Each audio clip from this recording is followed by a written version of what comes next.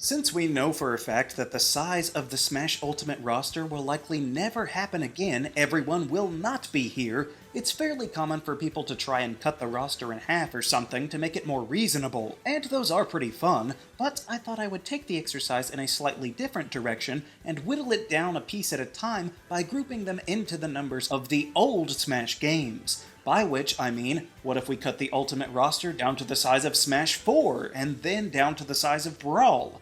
Who can last the longest by being relevant enough to make the cut if Melee or even the original Smash Bros were made today?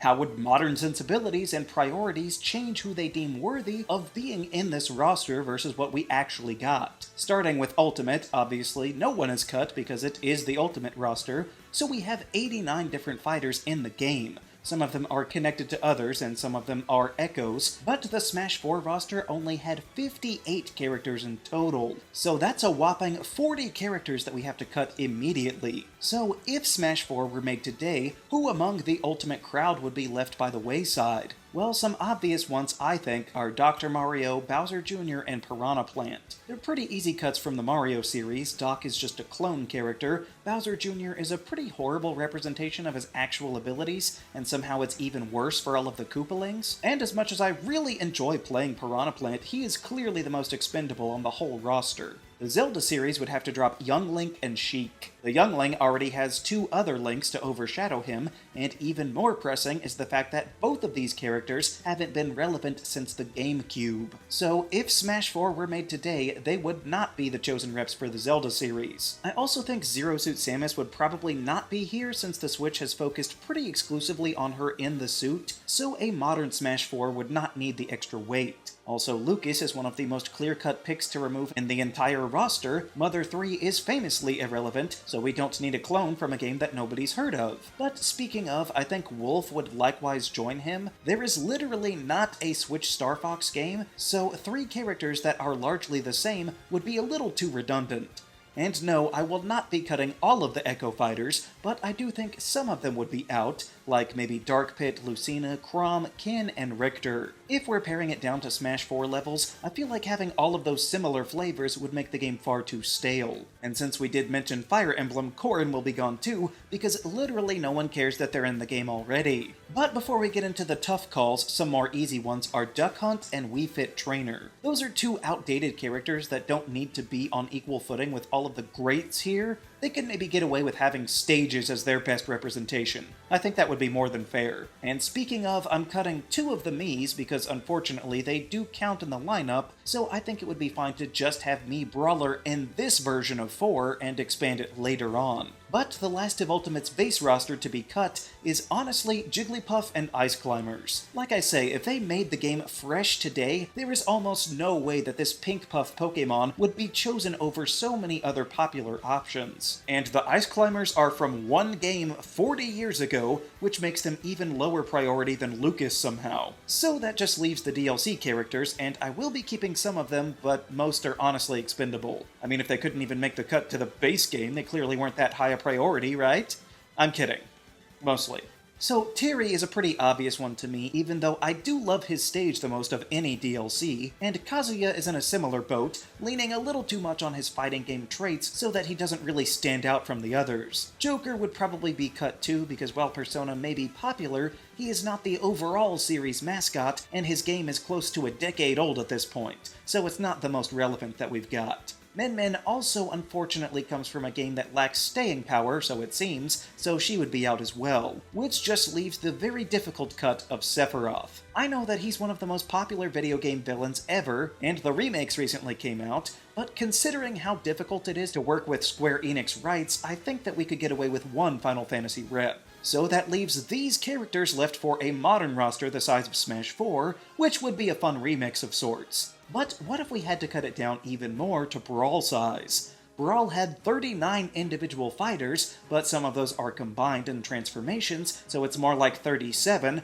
but since we got rid of Zero Suit Samus and Sheik anyway, we don't really have to worry about it. So starting with the Mario series, we'll remove Rosalina, who I was debating last time, but that just means that she wouldn't stick around for a Brawl that was made today. Same with Toon Link. I know that he was in the real Brawl, but when's the last time we had a Toon-based game anyway? He's just not the way that they would choose to show off Zelda on the Switch. If anything, it would be more like Toy Link instead. Also, for Pokemon, we would actually lose two with Pichu and Incineroar. Pichu only lasted this long because he was easy to implement based off of Pikachu, and Incineroar would definitely not be the choice Pokemon to use in a modern game since it's from 2 generations ago, not even on the Switch, so these seem like pretty easy cuts. But like Pichu, I think Dark Samus would also get the boot now. It would be easy enough to keep the Echo Fighter, but does Metroid really need to have 3 playable characters when the original Brawl only had 1.5? We now come to Fire Emblem, which would see even more cuts with both Roy and Ike. Roy is clearly the most expendable one left because he's just a copy of an existing character,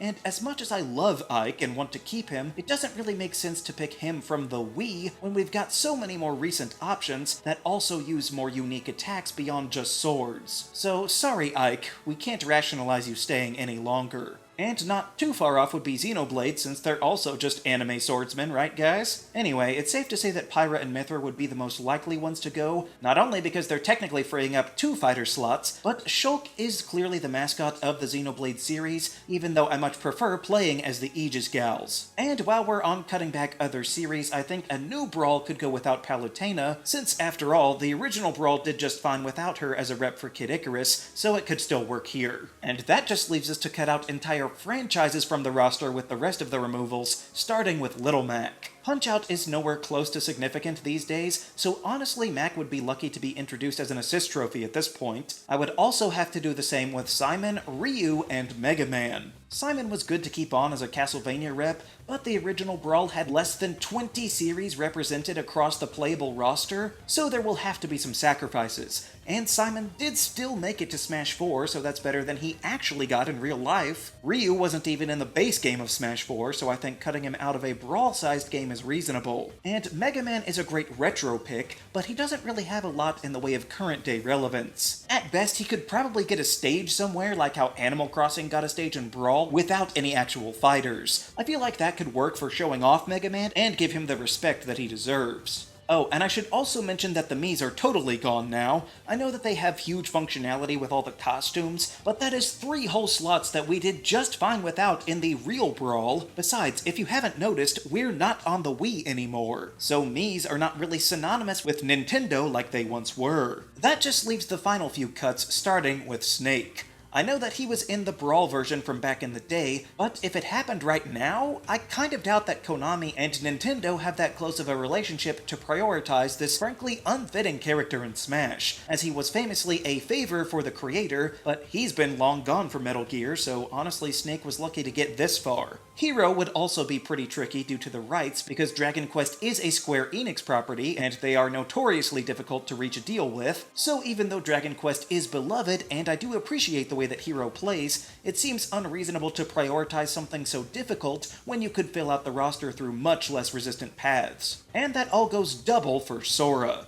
Literally the only reason I let Sora make it into this version of Smash 4 was on his popularity alone, and even that was on borrowed time, because having to work with both Square and Disney to secure Sora seems like a one-off to me, and I don't want to push it too far, so we'll let Kingdom Hearts have a break. So those are the characters that would be left in a modern Smash the size of Brawl. Kind of. See, Brawl was the first Smash game to not have fighters come back, replacing them with newcomers, and leaving out 5 fighters that were in Melee, and technically some combined fighters too, so in this scenario, if we did go that route, I could see the fighters of Daisy, Robin, Game & Watch, Villager, Diddy Kong, and Rob all being in the Brawl of today, but only if they were replacing other ones from before. However, since that wouldn't really make sense if we started with the size of Brawl right now, we'll have to cut them here. Daisy because she's just a Peach clone as far as gameplay goes, and it would be a lot more exciting to have other Mario characters instead.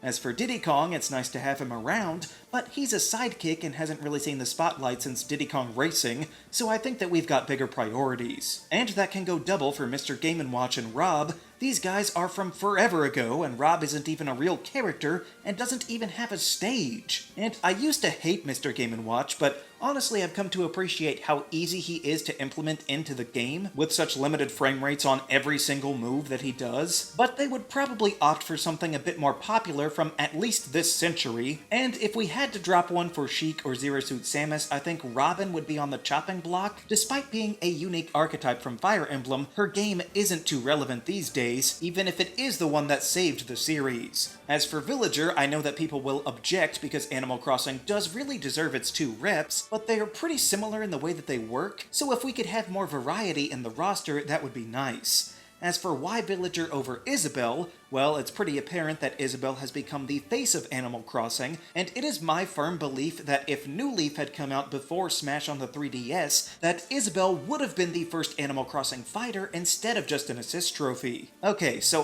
that's the amended Brawl roster, which means we now have to slash a third of that to reach Melee levels. Originally, Melee had a measly 25 in their roster, but this is mostly because of offshoots. If made today, I think they could probably devote better resources to each character in a modern interpretation of the Melee game. So some difficult cuts for me are great characters to include, but ones that we did get by without in the first Melee, like Meta Knight, Wario, King K. Rool, and Lucario. These fighters all make perfect sense to be here and are hard to let go, but we're really getting down to just the essentials here. Now, as for other Pokemon, I kept Greninja well past the point that I would have wanted to ditch him, but we will be drawing the line here.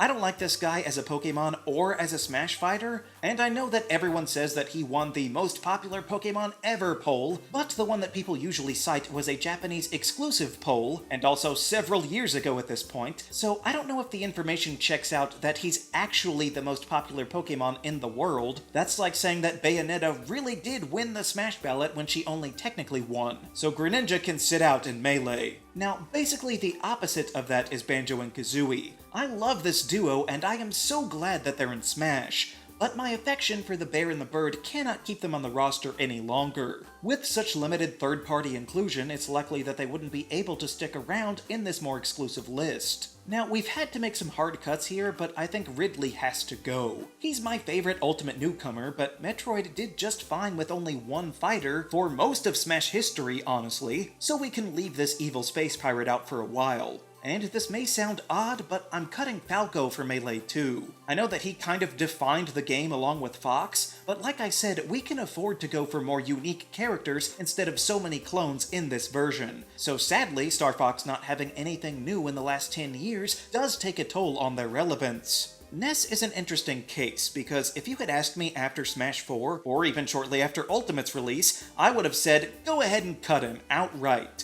without a second thought, because Earthbound was a dead series. But now it's been so long that he kind of makes sense to keep around as a retro pick, which is crazy how that works out, but it's true. So being left out in the cold for so long actually saved Ness until we got to Melee here, which is honestly way better than I was expecting from him. Oh yeah, I kind of forgot that Byleth was still here, because it does work to keep them on as a second Fire Emblem rep, what with Three Houses being the biggest game in the franchise, but I also don't think that modern Melee needs 2 Fire Emblem reps in the first place. Maybe if they do Animal Crossing numbers next time, we'll talk. Now, one that'll probably surprise people is cutting Yoshi, but really it never made sense to me why he gets to be his own series separate from Mario in the first place, and it makes even less sense in the current day when Yoshi is lucky to get 1 game per console generation and is never one of the crown jewels of that console anyway. So to me, Yoshi has always been a Mario cohort, and if that's the case, we've got better Mario options to go with, which just leaves the third-party cuts. And here we'll see Cloud finally give it up. Personally, I think that Cloud would be a lot harder to get in than most third-party characters. I mean, you saw the whole 2 songs they got with him the first time, right? So I actually don't think that Cloud would even make it this far, but fans love his inclusion, so I've reached a middle ground where he gets cut here. So that's a roster for a modern version of Melee. But what if we went one further? If there had never been a platform fighter before and we got an original Super Smash Bros. Today on the Switch or Switch 2, what are the 12 characters that would make the cut? Well, we have to cut them in half now, so we'll start with Shulk. Xenoblade is still not the biggest series out there, but they do like to keep them in the limelight, so the face of Xenoblade should make it into Melee, but is he really worth being one of the mainstays of Nintendo? I don't think so. I mean, he's not even a theme for Nintendo today. The same goes for Marth, actually. Fire Emblem has picked up in recent years, that's for sure, but they still pale in comparison to the sales numbers of even spin-offs of other series. And besides, we got by without Marth in the original Smash Bros., so maybe he could be an assist trophy here or something.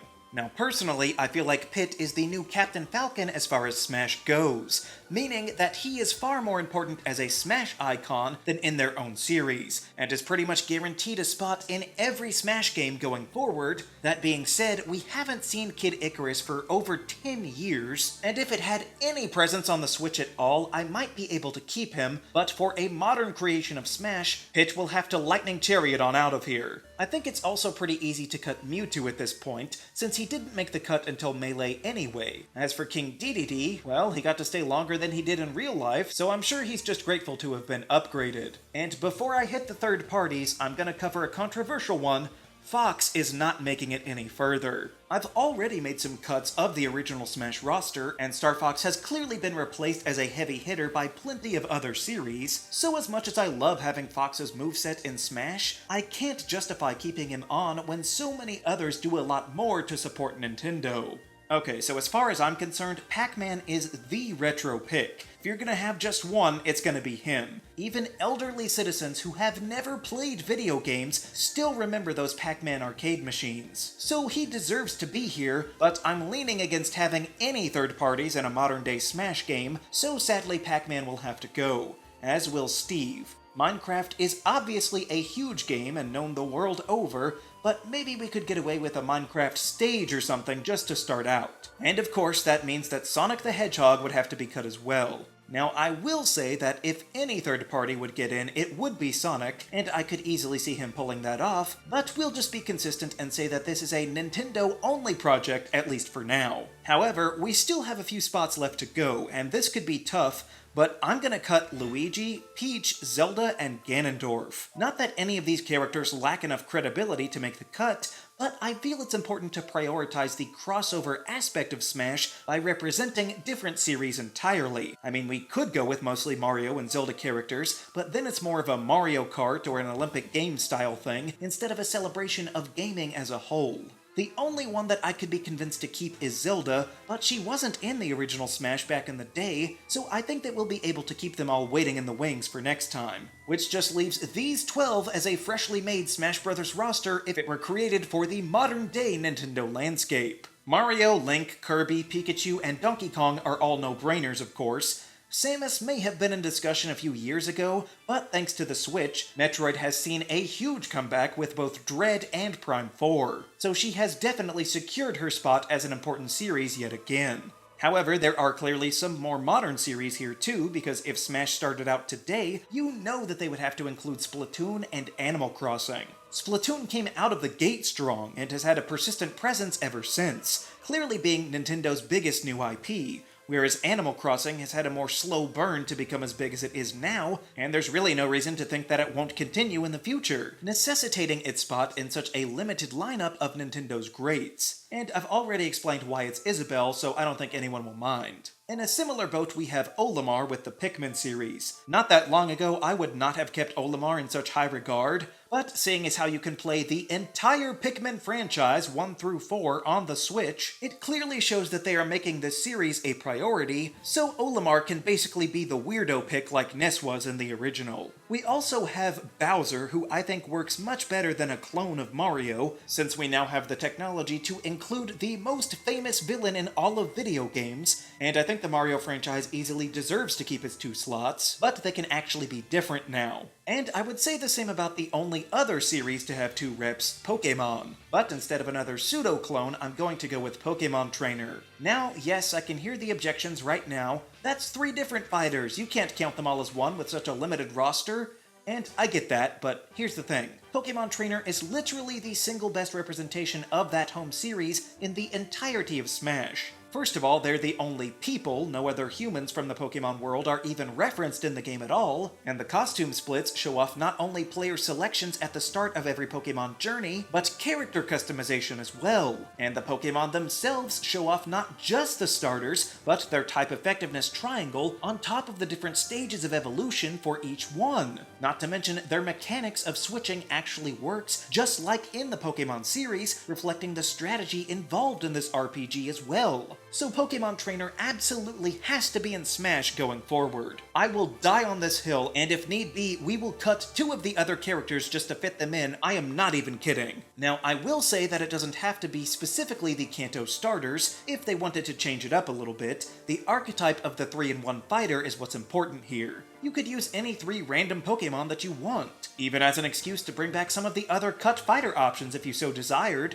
So the final character left will probably catch me some flack, but I do think that it makes sense to be Captain Falcon. After all, we do need a retro rep in Smash, right? I mean, that seems to be their mindset at least. Well, what better selection than one that's had a series that's been long dead, except for one tiny online game without any story to it whatsoever. F-Zero99 is the perfect thing to remind people that this series existed, but also not a brand new entry to actually upgrade Falcon to be considered a modern character. Is this bias from him basically being a Smash original character, with the Falcon Punch being the most iconic attack in all of Nintendo's fighting games? Almost certainly, but he does check off that retro box in a way that very few other good fighters also do, since he performs well for the purposes of the game, which is to fight. I feel like some of these characters forget that's the whole point of the game here. But if we had to kick Falcon out because of things like reality, then I would probably sub back in Sonic, I guess. So, that would be a roster of a Super Smash Bros. Game if it were made today as the size of the original. And every other Smash roster size as well, giving a fairly comprehensive ranking of the relative importance of all of the fighters as to when I think they might get cut. It was a lot more fun than just cutting it in half, and it really does make you think. But what do you think of my condensed rosters? Where would you put the cutoff for your favorite character? And at the very least, we can all agree that Corrin should never come back, right?